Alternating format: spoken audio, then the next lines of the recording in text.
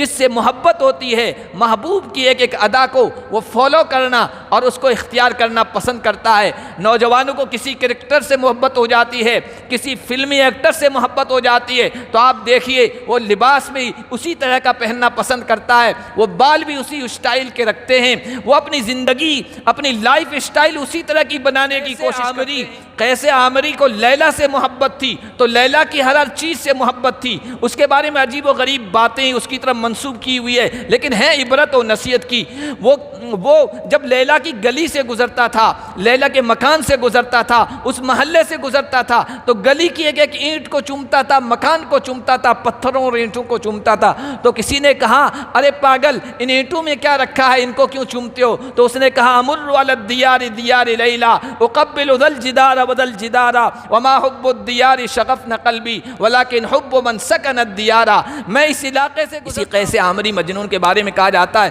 اس کا باپ اپنے معاشرے میں بڑا مقام رکھا کرتا تھا، وہ اس کو ایک مرتبہ لے گیا، بیت اللہ لے گیا، بیت اللہ لے گیا کہ تیرے اس عشق و محبت کے قصے کی وجہ سے میری رسوائی ہو رہی ہے، یا توبہ کر، بیت اللہ کا غلاف پکڑ کے توبہ کر۔ تو وہ توبہ کر رہا ہے، دعا مانگ رہا ہے، وہ کیا کہہ رہا ہے؟ الہی تبت من کل المعاصی ولکن حب لیلا لا اتوب۔ اے اللہ تمام گناہوں سے میں توبہ کرتا ہوں، معافی چاہتا ہوں، لیکن لیلا کی محبت کو نہیں چھوڑ سکتا۔ اسی طرح کا جذبہ ہمارے دل میں ہونا چاہیے۔ نبی پاک صلی اللہ علیہ وسلم حسن خلق کی ایک جھلک، تیرے حسن خلق کی ایک جھلک میری زندگی میں نہ آ سکی۔ تیرا جو کردار تھا، تیری جو سیرت تھی، تیری جو تعلیمات تھی، تیری جو ہدایات تھی، وہ میری زندگی میں نہیں ہے۔ تیرے حسن خلق کی ایک جھلک میری زندگی میں نہ مل سکی۔ میں اسی پر خوش ہوں کہ شہر کے در و بام کو سجا دیا، میں اس پر خوش ہوں، گلیاں سجا دی، محلے سجا دیے، مکانات سجا دیے، بازار سجا دیا، ظاہر میں یہ رونق کر دی، لیکن دل کے اندر دیکھیں تو نبی کی محبت کا چراغ روشن نہیں ہے۔ عملی طور پر دیکھیں تو نبی کا کردار زندہ نہیں ہے، نبی کی زندگی زندہ نہیں ہے، عملی طور پر نبی کی تعلیمات ہماری زندگیوں میں نہیں ہے۔ یہ تو ظاہری محبت ہو رہی ہے، ظاہری جمع خرچ ہو رہا ہے، ہمارے دل میں ہونی چاہیے۔ یہاں تک کہ اگر یہ محبت اور دوسری محبتوں کا ٹکراؤ ہو جائے، نبی کی محبت اور اولاد کی محبت میں ٹکراؤ ہو جائے، نبی کی محبت والدین کی محبت میں ٹکراؤ ہو جائے، نبی کی محبت اور عزیز و اقارب کی محبت میں ٹکراؤ ہو جائے، نبی کی محبت اور برادری کی محبت میں ٹکراؤ ہو جائے، نبی کی محبت اور وطن کی محبت میں ٹکراؤ ہو جائے، نبی کی محبت اور دنیا کی کسی اور چیز کی محبت میں ٹکراؤ ہو جائے، تو کہا ساری محبتوں کو ٹکرا دو، نبی کی محبت کو سب سے پہلے رکھو۔ اگر ایسا نہیں کرو گے تو اللہ کی طرف سے عذاب کے تحبون اللہ فاتبعونی یحببکم اللہ ویغفر لکم ذنوبکم واللہ غفور الرحیم۔ وقال تعالی فالذین آمنوا بہ وعزروہ ونصروہ واتبعوا النور الذی انزل معہ اولئک هم المفلحون۔ وقال النبی صلی اللہ علیہ وسلم والذی نفس محمد بیدہ لا یؤمن احدکم حتی اکون احب الیہ من والدہ وولدہ والناس اجمعین، او کما قال النبی صلی اللہ علیہ وسلم۔ درود شریف پڑھ لیں۔ اللہم صلی علی محمد وعلی آل محمد کما صلیت علی ابراہیم وعلی آل ابراہیم انک حمید مجید۔ اللہم بارک علی محمد وعلی آل محمد کما بارکت علی ابراہیم وعلی آل ابراہیم انک حمید مجید۔ میرے محترم بزرگوں اور عزیز دینی بھائیوں، اللہ تبارک و تعالی کا ہم پر سب سے بڑا جو احسان ہوا وہ یہ ہے کہ اللہ تعالیٰ نے ہماری طرف محمد الرسول اللہ صلی اللہ علیہ وسلم جیسا نبی، رسول، ہادی اور رہنما بنا کر بھیجا۔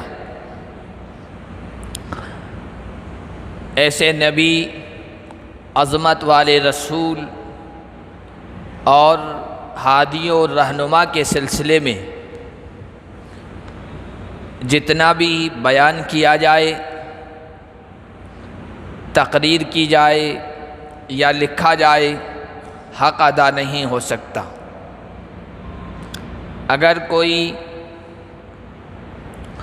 نبی پاک صلی اللہ علیہ وسلم کی سیرت کو زندگی بھر بیان کرے، یا کوئی آپ کی سیرت پر لکھنا شروع کرے اور اتنا لکھے کہ زمین اور آسمان کے خلا کو پر کر دے، بھر کر دے، تب بھی آپ کا حق ادا نہیں ہو سکتا ہے۔ تو پھر مختصر سے وقت میں آپ کے تذکرے کو، آپ کی سیرت کو، آپ کے ذکر کو کیسے بیان کیا جا سکتا ہے؟ بیان اس لیے کرتے ہیں تاکہ آپ کا ذکر خیر کرنے والوں کی فہرست میں نام آ جائے اور یہ سعادت حاصل ہو جائے۔ ورنہ کسی فارسی شاعر نے کہا ہے، ہزار بار بشویم دہن ز مشک و گلاب، ہنوز نام تو گفتن بے ادبی است۔ اگر مشک سے، گلاب سے، عطر اور خوشبو سے میں اپنا منہ ہزار مرتبہ دھو لوں، پھر بھی محمد الرسول اللہ کا ذکر کرنا بے ادبی ہے۔ نبی پاک صلی اللہ علیہ وسلم کا تذکرہ یہ باعث خیر ہے، برکت کا سبب ہے۔ آپ صلی اللہ علیہ وسلم کی سیرت، آپ کی حیات مبارکہ،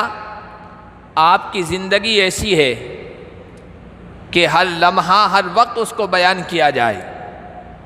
اس لیے کہ اللہ تبارک و تعالی نے آپ کو عظیم بنا کر بھیجا ہے، عظمتوں والا بنا کر بھیجا ہے، اور عظمتیں ایسی کہ ہر ایک نے اس کو تسلیم کیا ہے۔ بیروت کا ایک عیسائی صحافی، اس نے ایک مقابلہ کروایا مضمون نگاری کا، مضمون لکھنے کا، کہ ہر انسان اپنی محبوب شخصیت پر ایک آرٹیکل، ایک مضمون لکھ کے بھیجے، اور جس کا سب سے اچھا ہوگا اس کو انعام دیا جائے گا، اور اس مضمون کو یا اس شخصیت کو سب سے بہترین شخصیت قرار دیا جائے گا۔ چنانچہ دنیا بھر کے لوگوں کی طرف سے مضامین آنے شروع ہوئے، آرٹیکل انہوں نے لکھے اور اس کو بھیجے۔ کسی نے لقمان کی حکمت و دانائی پر لکھا، کسی نے ارسطو کے فلسفے پر لکھا، کسی نے بقراط اور سقراط کے اوپر لکھا، کسی نے نوشیروان کے عدل و انصاف کو بیان کیا، کسی نے شیکسپیئر کے ادب اور لٹریچر پر لکھا، کسی نے لنکن پر لکھا۔ دنیا کے جو مشہور نام ہیں مختلف میدانوں میں، ان کو موضوع بحث بنایا، ان پر لکھا اور اپنے مضامین بھیجے۔ نبی پاک صلی اللہ علیہ وسلم کے ایک محب نے، ایک عاشق نے آپ صلی اللہ علیہ وسلم کی زندگی کو موضوع بنایا، اور آپ کی زندگی کا صرف ایک پہلو، فتح مکہ کے موقع پر آپ صلی اللہ علیہ وسلم کا اپنے دشمنوں کے ساتھ کیا رویہ تھا، اس کو موضوع بنا کر لکھا۔ تمام مضامین جمع ہوئے، جمع ہونے کے بعد اس پر جو پینل بیٹھا، اس پر جو فیصلہ کیا گیا، تو اس پر یہ لکھا گیا کہ جتنی بھی شخصیتوں پر آرٹیکل و مضمون آئے ہیں، ہر شخصیت اپنی جگہ اچھی ہے، قابل تعریف ہے، اس کی خدمات تعریف کے قابل ہیں، لیکن ہر شخصیت کی صلاحیت ایک محدود دائرے میں، ہر ایک کی محنت و کوشش ایک محدود دائرے میں ہے، لیکن محمد عربی صلی اللہ علیہ وسلم کی زندگی پر جو کچھ لکھا گیا ہے، محمد صلی اللہ علیہ وسلم کی شخصیت عالمگیر ہے پوری دنیا کے لیے، آپ کا انقلاب بھی عالمگیر ہے، اور آپ کی جو زندگی ہے، زندگی کا جو بھی پہلو ہے وہ کامل ہے، مکمل ہے، کسی ایک علاقے کے لیے نہیں ہے، کسی محدود خطہ زمین کے لیے نہیں ہے، کسی خاص قوم کے لیے نہیں ہے، بلکہ پوری دنیا کے لیے ہے۔ اگر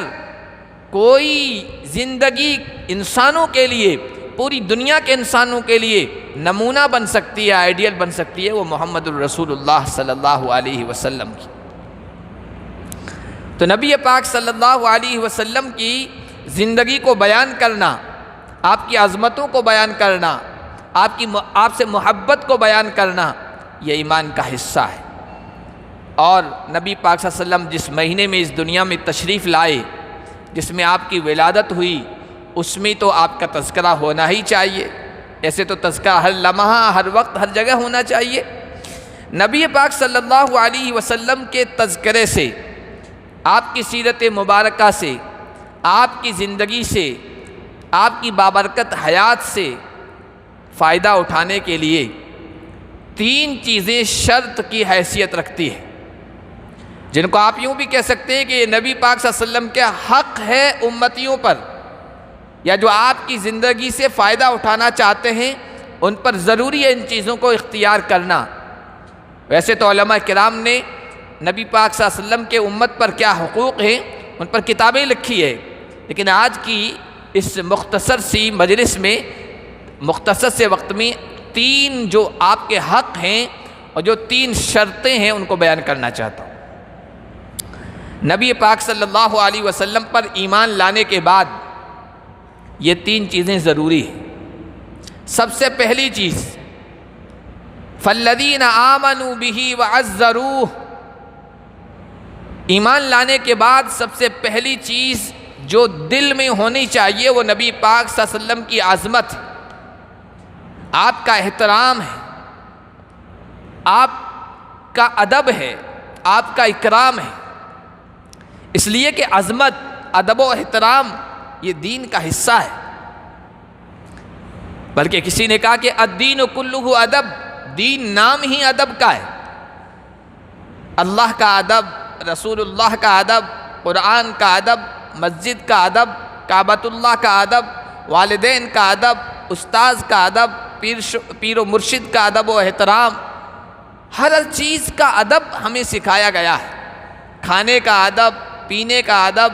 رہنے سہنے کا ادب، سونے کے آداب، اٹھنے کے آداب، یہاں تک کہ بیت الخلاء میں جانے کے آداب، یہاں تک کہ انسان مر جائے تو قبر میں اتارنے کے آداب، ماں کی گود سے لے کر قبر کی گود تک ہمیں پورے آداب سکھائے گئے۔ ادب، احترام ہر چیز کا، یہ بنیادی چیز ہے۔ تو نبی پاک صلی اللہ علیہ وسلم کا ادب ہو، دل میں عظمت ہو، یہ بنیادی چیز ہے آپ صلی اللہ علیہ وسلم کی ذات مبارکہ سے رہنمائی حاصل کرنے کے لیے، روشنی حاصل کرنے کے لیے۔ ہمارے اسلاف نے، صحابہ نے، تابعین نے اور اس کے بعد کے سچے پکے مسلمانوں نے کیا عظمت کی ہے نبی پاک صلی اللہ علیہ وسلم کی۔ امام مالک رحمۃ اللہ علیہ کے بارے میں آتا ہے وہ مدینے کے رہنے والے تھے، مدینے کے باشندے تھے، وہیں کے رہنے والے تھے۔ امام دار الہجرہ ان کو کہا جاتا ہے، دار الہجرہ یعنی مدینے کے امام۔ لیکن ان کی زندگی کے بارے میں لکھا کہ پوری زندگی مدینے میں رہے ہیں، لیکن آپ نے کبھی اپنے پیروں میں جوتے نہیں پہنے ہیں۔ جوتے کیوں نہیں پہنے؟ اس وجہ سے کہ دل میں یہ خیال تھا، نبی کی یہ عظمت تھی، پتہ نہیں میرے آقا کے قدم کہاں پڑے ہو اور وہاں مالک کے جوتے پڑ جائیں، یہ آپ کی عظمت کے خلاف۔ چند دنوں کے لیے کوئی انسان ایسا کر سکتا ہے، عمرے کے لیے گیا، 7 دن ٹھہرنا ہے، 2 دن ٹھہرنا ہے، 5 دن ٹھہرنا ہے، یا 1 مہینہ ٹھہرنا ہے، کر سکتا ہے، لیکن زندگی بھر وہیں کے باشندے ہیں، وہیں کے رہنے والے ہیں۔ انہوں نے پوری زندگی اس طرح کر کے دکھایا۔ نبی کی عظمت یہ تھی۔ نہ صرف یہ بلکہ حدیث پڑھایا کرتے تھے، اور حدیث پڑھانے کے دوران ایک موقع پر آپ کا یہ معمول تھا کہ حدیث پڑھانے سے پہلے، بیٹھنے سے پہلے اچھا لباس پہنا کرتے تھے، بہترین لباس نیا ہوتا تھا۔ ایک صاحب نے جو آپ کے معتقد تھے، محبت کرنے والے تھے، یہ اپنے ذمے لے رکھا تھا کہ روزانہ ایک نیا جوڑا سل کر آپ کو دے دیتا تھا، 360 جوڑے پورے سال کے، اور امام مالک کا یہ معمول تھا کہ ایک جوڑا ایک مرتبہ پہن لیا، دوسری مرتبہ نہیں پہنتے تھے، وہ کسی غریب محتاج کو دے دیتے تھے۔ نیا جوڑا پہنتے تھے، خوشبو لگایا کرتے تھے، غسل کیا کرتے تھے، پھر آ کر اس مسند پر جس پر بیٹھ کر درس دیا کرتے تھے بیٹھتے تھے، اور جب تک درس ہوتا تھا حدیث نبوی کا، اللہ کے نبی کے زبان سے نکلے ہوئے اقوال، ارشادات، ہدایات کا عظمت کے ساتھ بیٹھا کرتے تھے، کیونکہ کسی عام انسان کی بات پیش نہیں کی جا رہی ہے، اللہ کے بعد سب سے عظیم ہستی کی بات کو پیش کیا جا رہا ہے۔ ایک مرتبہ واقعہ پیش آیا، درس دے رہے ہیں، درس کے دوران شاگردوں نے دیکھا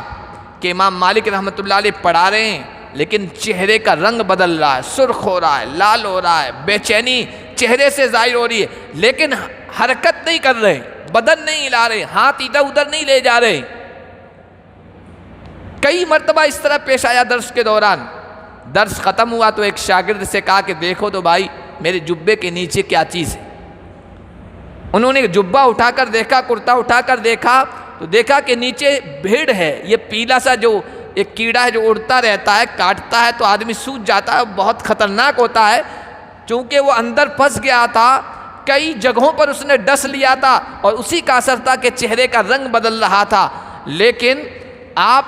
نے حرکت نہیں کی، ہلے ڈلے نہیں۔ کیوں؟ کہ نبی پاک صلی اللہ علیہ وسلم کے ارشادات اور آپ کی حدیث کو پڑھا رہے تھے۔ اگر ہلتے جلتے یہ حدیث نبوی کی بے ادبی ہو جاتی۔ نبی کی اتنی عظمت، نبی کا اتنا ادب و احترام، اور نبی کی حدیث کا اتنا ادب و احترام، اللہ کی کتاب ہو، قرآن کا درس ہو رہا ہو، نبی کی بات بیان کی جا رہی ہو، تو انسان کو اتنی عظمت کے ساتھ، توجہ کے ساتھ سننا چاہیے۔ یہ ادب کا تقاضا ہے۔ اسی طرح اور بھی بہت سارے صحابہ کرام کا اور ایمان والوں کا قصہ ہے اور ان کا واقعہ ہے۔ بہت بعد کے بادشاہ ہیں سلطان محمود، ان کا واقعہ میں نے ایک مرتبہ پہلے بھی بیان کیا ہے۔ ان کی خدمت میں ان کا ایک خادم تھا جس کا نام تھا محمد، جن کا نام تھا محمد۔ بادشاہ کا یہ معمول تھا، کوئی عام انسان نہیں ہے، بادشاہوں کو تو یوں سمجھتے ہیں نا کہ آزاد زندگی بسر کرنے والے۔ بادشاہ کا یہ معمول تھا کہ وہ نبی پاک صلی اللہ علیہ وسلم کے نام کو بغیر وضو کے نہیں لیا کرتا تھا۔ وہ اپنے خادم کو روزانہ بلایا کرتا تھا، اے محمد ادھر آؤ یہ کرو، اے محمد آؤ یہ کام کرو۔ ایک موقع پر اس کو بلایا، محمد نام لیا، کہا تاج الدین ادھر آؤ۔ وہ آ تو گیا تعمیل حکم میں، کام بھی کر دیا، لیکن اس کے بعد غائب ہو گیا، 3 دن حاضر نہیں ہوا۔ بادشاہ نے معلومات کی کہ بھائی کیوں غائب نہیں ہوا، بلایا اس کو، بلا کر پوچھا کہ بھائی 3 دن کہاں تھے؟ اس نے کہا کہ 3 دن پہلے آپ نے مجھے بلایا تو تاج الدین کہہ کر بلایا، ہمیشہ محمد کہہ کر بلایا کرتے تھے، تو میرے دل میں یہ بات آئی کہ بادشاہ صاحب ناراض ہو گئے ہیں، اس لیے اب دربار میں رہنا ٹھیک نہیں ہے، اس وجہ سے میں غائب رہا۔ تو اس کو قریب کر کے کہا کہ بھائی کوئی ناراض نہیں ہوا تھا، دراصل بات یہ ہے کہ میرا معمول ہے، آپ کا نام میرے نبی کے نام پر ہے، نبی کا نام میں بغیر وضو کے لینا ادب و احترام عظمت کے خلاف سمجھتا ہوں۔ اس وقت جب تمہیں بلایا تھا تو میرا وضو نہیں تھا، اس وجہ سے تاج الدین کہہ کر بلایا۔ اس طرح عظمت، اس طرح ادب، اس طرح احترام نبی پاک صلی اللہ علیہ وسلم کی ذات کے ساتھ کر کے دکھایا، برت کے دکھایا ہے۔ تو سب سے پہلی چیز یہ ہو کہ نبی پاک صلی اللہ علیہ وسلم کی دل میں عظمت ہو، آپ کا نام آئے تو درود ہمارے لبوں پہ آئے، آپ کا تذکرہ آئے تو پوری توجہ کے ساتھ ادب و احترام کے ساتھ سنا جائے، آپ کے دربار میں حاضر ہو، مدینے میں حاضر ہو اور آپ کے روضے رسول پہ حاضر ہو تو چیخیں نہیں، چلائیں نہیں، عظمت کے ساتھ، ادب کے ساتھ، خاموشی کے ساتھ درود و سلام کا نذرانہ پیش کریں۔ یہ آپ کے ادب کا اور آپ کے عظمت کا تقاضا ہے، اور نبی پاک صلی اللہ علیہ وسلم کا پہلا حق ہے کہ نبی کی عظمت دل میں ہو۔ آپ صلی اللہ علیہ وسلم کی زندگی کے سلسلے میں اور آپ کے حق کے سلسلے میں دوسری جو چیز ہے وہ ہے کہ ساری کائنات سے بڑھ کر آپ صلی اللہ علیہ وسلم سے محبت ہو۔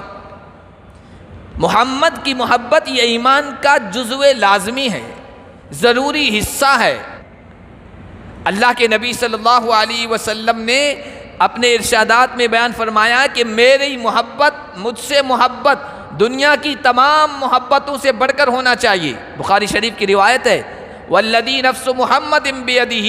اس ذات کی قسم جس کے قبضے میں محمد کی جان ہے، لا یؤمن احدکم، تم میں سے کوئی انسان اس وقت تک کامل مومن ایمان والا نہیں ہو سکتا ہے جب تک کہ میں اس کو اس کے والدین سے، اس کی اولاد سے اور تمام انسانوں سے بڑھ کر محبوب نہ ہو جاؤں۔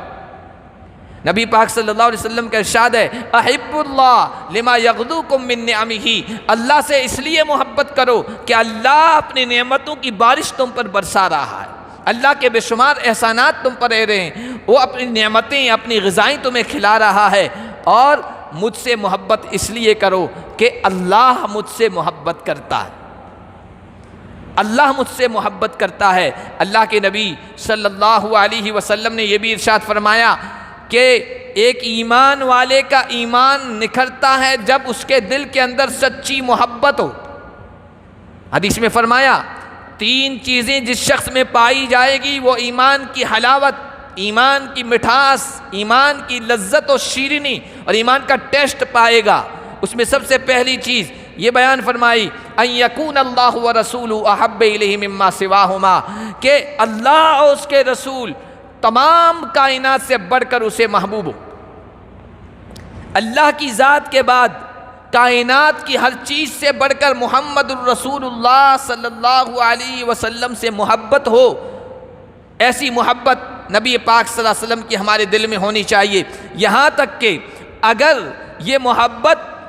اور دوسری محبتوں کا ٹکراؤ ہو جائے، نبی کی محبت اور اولاد کی محبت میں ٹکراؤ ہو جائے، نبی کی محبت والدین کی محبت میں ٹکراؤ ہو جائے، نبی کی محبت اور عزیز و اقارب کی محبت میں ٹکراؤ ہو جائے، نبی کی محبت اور برادری کی محبت میں ٹکراؤ ہو جائے، نبی کی محبت اور وطن کی محبت میں ٹکراؤ ہو جائے، نبی کی محبت اور دنیا کی کسی اور چیز کی محبت میں ٹکراؤ ہو جائے، تو کہا ساری محبتوں کو ٹکرا دو، نبی کی محبت کو سب سے پہلے رکھو۔ اگر ایسا نہیں کرو گے تو اللہ کی طرف سے عذاب کے منتظر رہو۔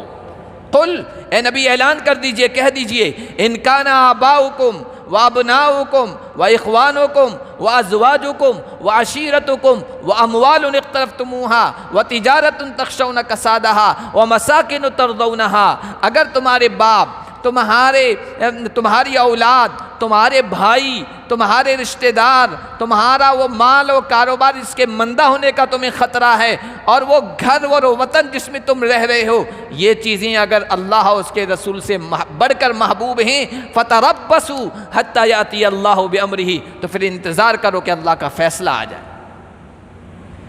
ساری کائنات سے بڑھ کر محمد الرسول اللہ سے محبت ہونی چاہیے۔ محمد کی محبت دین حق کی شرط اول ہے، اسی میں ہو اگر خامی تو سب کچھ نامکمل ہے۔ محمد کی محبت جان آن ملت شان ملت ہے، محمد کی محبت روح ملت جان ملت ہے، محمد کی محبت خون کے رشتوں سے بالا ہے، یہ رشتہ دنیا کے قانونوں سے بالا ہے۔ دنیا کے رشتے ہوتے ہیں، اس سارے رشتوں سے بڑھ کر محمد کی محبت ہے، اور محمد ہے متاع عالم ایجاد سے پیارا، پدر مادر برادر جان و مال اولاد سے پیارا۔ سب سے بڑھ کر نبی پاک صلی اللہ علیہ وسلم سے محبت ہونی چاہیے۔ صحابہ کرام رضوان اللہ علیہم اجمعین نے عملی طور پر یہ کر کے دکھایا۔ باپ کی محبت نبی کی محبت سے ٹکرائی، باپ کو چھوڑ دیا، نبی کی محبت کو ترجیح دی۔ اولاد کی محبت، بیوی بچوں کی محبت نبی کی محبت سے ٹکرائی ہے، ان کو قربان کر دیا ہے، نبی کی محبت پر سب کچھ قربان کر دیا ہے۔ نبی کی محبت، وطن کی محبت ٹکرائی ہے، وطن کو خیرآباد کہہ دیا ہے، نبی کی محبت کو ترجیح دی ہے۔ دنیا کی کسی بھی چیز کی محبت اور نبی کی محبت میں ٹکراؤ پیدا ہوا ہے۔ صحابہ کرام نے عملی طور پر کر کے دکھایا ہے کہ نبی کی محبت کو سب سے آگے رکھا ہے۔ حضرت زید بن دسنہ کو کفار مکہ لے کر گئے ہیں، سولی پہ چڑھا رہے ہیں، آخری وقت ہے۔ ابو سفیان اس وقت مسلمان نہیں ہوئے تھے، آگے بڑھ کر کہتے ہیں زید دیکھ لو فیصلہ کر لو، آخری وقت ہے، جان اگر بچانی ہے تو کیا تم اس بات کو پسند کرو گے کہ تم کو سولی سے بچا لیا جائے، تمہاری جان کی حفاظت کر لی جائے اور محمد الرسول اللہ کو تمہاری جگہ پر لا کر سولی پہ چڑھا دیا جائے۔ حضرت زید بن دسنہ نے اس کا یہ جملہ سنا اور وہ تڑپ گئے اور تڑپ کر کہا خدا کی قسم میں تو یہ بھی گوارا نہیں کرتا کہ میرے آقا کو، میرے محبوب کو اپنی جگہ پر، اپنے وطن میں، اپنے گھر میں بیٹھ کر ان کے پیر میں ایک کانٹا بھی چبھے اور مجھے سولی سے ہٹا لیا جائے اور بچا لیا جائے، میں یہ بھی گوارا نہیں کرتا۔ میری جگہ محمد کا ہونا تو بہت دور کی بات ہے۔ ساری کائنات سے یہاں تک کہ اپنی جان انسان کو بہت محبوب ہوتی ہے، اپنی جان سے بڑھ کر نبی پاک صلی اللہ علیہ وسلم کو صحابہ کرام رضوان اللہ علیہم اجمعین نے چاہا ہے،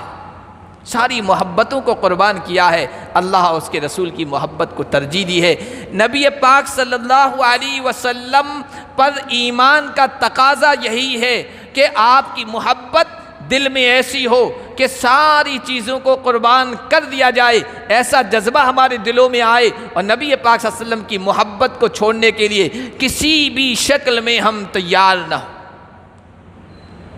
نبی پاک صلی اللہ علیہ وسلم کی محبت کے بعد جو تیسرا حق ہے وہ ہے آپ کی متابعت، آپ کی عظمت، آپ کی محبت، دونوں چیزیں ہیں اور زبان سے ہم کہہ رہے ہیں، لیکن اگر عملی طور پر اس پر کوئی چیز نہیں ہے، کوئی دلیل نہیں ہے،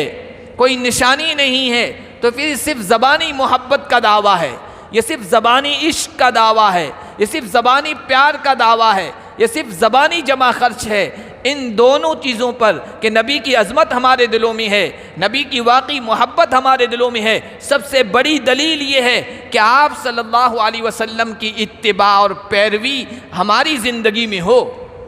ہماری زندگیوں میں نبی کے طریقے ہوں، ہماری زندگیوں میں نبی کی سنتیں ہوں، ہماری زندگی میں نبی کی ہدایات ہو، ہماری زندگیاں نبی پاک صلی اللہ علیہ وسلم کی بتائی ہوئی تعلیمات کے مطابق بسر ہو، ہماری شادی ہو، ہماری غمی ہو، ہماری زندگی ہو، ہماری موت ہو، ہمارا اللہ سے تعلق ہو، نبی سے تعلق ہو، لوگوں سے تعلق ہو، مسلمانوں سے تعلق ہو، غیر مسلموں سے تعلق ہو، انسانوں سے تعلق ہو، وہ نبی پاک صلی اللہ علیہ وسلم کی سنت اور آپ کی ہدایات اور تعلیمات کے مطابق ہونا چاہیے۔ یہ چیزیں یہ ہماری زندگی میں ہونا چاہیے۔ نبی پاک صلی اللہ علیہ وسلم کی اتباع، اللہ نے اسی لیے فرمایا اے لوگ اگر تم یہ دعویٰ کرتے ہو کہ ہم اللہ کے رسول سے محبت کرتے ہیں، آپ کہہ دیجئے نبی اگر تم یہ دعویٰ کرتے ہو کہ ہمیں اللہ کے رسول سے محبت ہے فاتبعونی، تو میری پیروی کرو، میری مطابقت کرو، مجھے فالو کرو، میری بات مانو اپنی زندگیوں میں،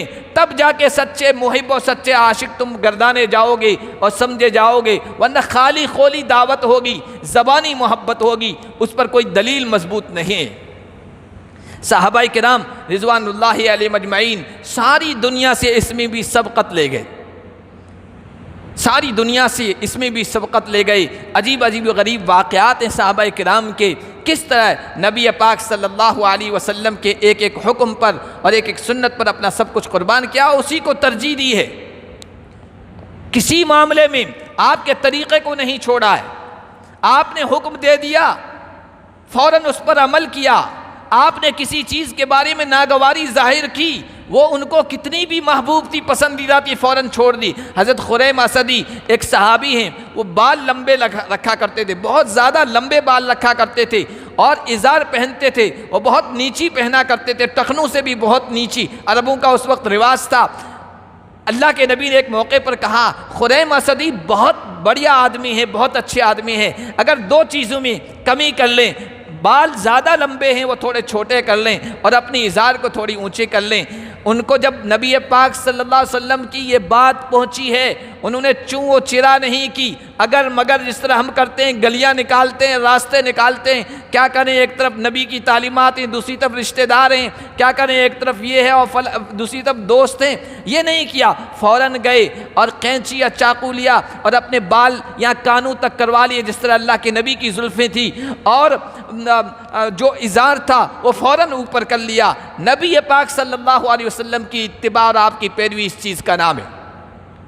اور یہ ایک فطری چیز ہے، ایک فطری چیز ہے انسان کو جس سے محبت ہوتی ہے، جس سے محبت ہوتی ہے، محبوب کی ایک ایک ادا کو وہ فالو کرنا اور اس کو اختیار کرنا پسند کرتا ہے۔ نوجوانوں کو کسی کرکٹر سے محبت ہو جاتی ہے، کسی فلمی ایکٹر سے محبت ہو جاتی ہے تو آپ دیکھیے وہ لباس بھی اسی طرح کا پہننا پسند کرتا ہے، وہ بال بھی اسی اسٹائل کے رکھتے ہیں، وہ اپنی زندگی، اپنی لائف اسٹائل اسی طرح کی بنانے کی کوشش کرتے ہیں، محبوب کی ایک ایک ادا کو اختیار کرنا پسند کرتے ہیں۔ وضاقتہ، رہن سہن، نشست و برخاست، اٹھنا بیٹھنا، کھانا پینا، اپنے کمرے کو بھی اسی طرح ڈیزائن کرتے ہیں جس طرح ان کے کمرے کو دیکھا ہے، اس کی کوشش کرتے ہیں اگر گنجائش ہے۔ نبی پاک صلی اللہ علیہ وسلم سے اگر سچی محبت ہے تو ہماری زندگیوں میں بھی یہی چیز آنی چاہیے کہ محبوب کی ایک ایک ادا کو اپنے لیے پسند کریں اور اس کو اختیار کریں۔ قیس عامری، جس کو عام اصطلاح میں اس کا نام قیس عامری تھا، مجنون کہا جاتا ہے، اور لیلا مجنون کے قصے تو بہت مشہور ہیں۔ قیس عامری کو لیلا سے محبت تھی تو لیلا کی ہر چیز سے محبت تھی، اس کے بارے میں عجیب و غریب باتیں اس کی طرف منسوب کی ہوئی ہے لیکن ہے عبرت و نصیحت کی۔ وہ جب لیلا کی گلی سے گزرتا تھا، لیلا کے مکان سے گزرتا تھا، اس محلے سے گزرتا تھا تو گلی کی ایک ایک اینٹ کو چومتا تھا، مکان کو چومتا تھا، پتھروں اور اینٹوں کو چومتا تھا۔ تو کسی نے کہا ارے پاگل، ان اینٹوں میں کیا رکھا ہے، ان کو کیوں چومتے ہو؟ تو اس نے کہا امر علی الدیار دیار لیلا اقبل ذا الجدار وذا الجدار وما حب الدیار شغفن قلبی ولکن حب من سکن الدیار۔ میں اس علاقے سے گزرتا ہوں جو لیلا کا علاقہ ہے، لیلا کا محلہ ہے، میں کبھی اس دیوار کو چومتا ہوں، کبھی اس دیوار کو چومتا ہوں۔ بھائی ان اینٹ پتھروں کی اور دیواروں کی محبت میرے دل میں نہیں ہے، ان کی محبت اس وجہ سے ہے کہ جو ان میں رہتی ہے، جو شخصیت، جو ذات، اس سے محبت ہے تو اس کی گلی کے کتے سے بھی محبت ہے اور اس کی گلی کی ہر چیز سے محبت ہے۔ نبی پاک صلی اللہ علیہ وسلم کی محبت کا تقاضا یہ ہے کہ آپ کی ایک ایک ادا کو اختیار کیا جائے، آپ کی سنتوں کو زندگی میں لایا جائے، آپ کی مکمل پیروی اور اتباع کی جائے اور یہ کسی بھی شکل میں نہ چھوڑنی چاہیے۔ اسی قیس عامری مجنون کے بارے میں کہا جاتا ہے اس کا باپ اپنے معاشرے میں بڑا مقام رکھا کرتا تھا، وہ اس کو ایک مرتبہ لے گیا، بیت اللہ لے گیا کہ تیرے اس عشق و محبت کے قصے کی وجہ سے میری رسوائی ہو رہی ہے، یا توبہ کر، بیت اللہ کا غلاف پکڑ کے توبہ کر۔ تو وہ توبہ کر رہا ہے، دعا مانگ رہا ہے، وہ کیا کہہ رہا ہے؟ الہی تبت من کل المعاصی ولکن حب لیلا لا اتوب۔ اے اللہ تمام گناہوں سے میں توبہ کرتا ہوں، معافی چاہتا ہوں، لیکن لیلا کی محبت کو نہیں چھوڑ سکتا۔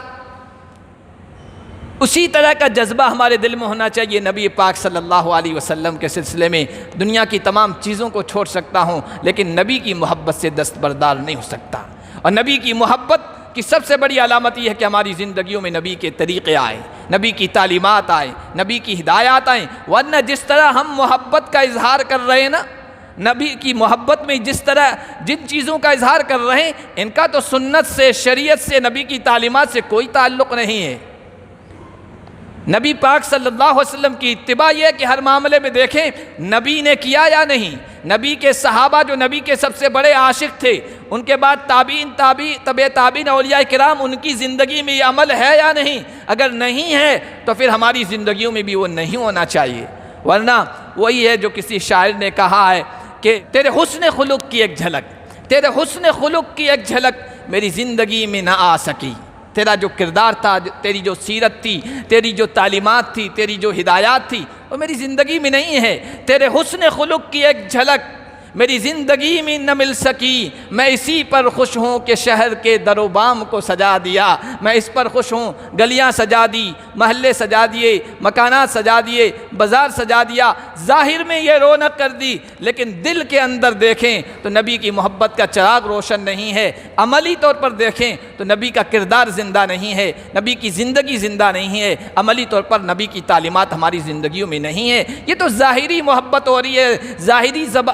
جمع خرچ ہو رہا ہے، زبانی جمع خرچ ہے۔ اللہ پاک ہم سب کے دلوں میں نبی پاک صلی اللہ علیہ وسلم کی سچی عظمت، آپ کا ادب و احترام اور آپ سے سچی محبت، اور ایسی محبت جو پیروی پر، آپ کی اتباع پر ہمیں آمادہ کرے، ایسی محبت پیدا کرنے کی ہم سب کو توفیق عطا فرمائے۔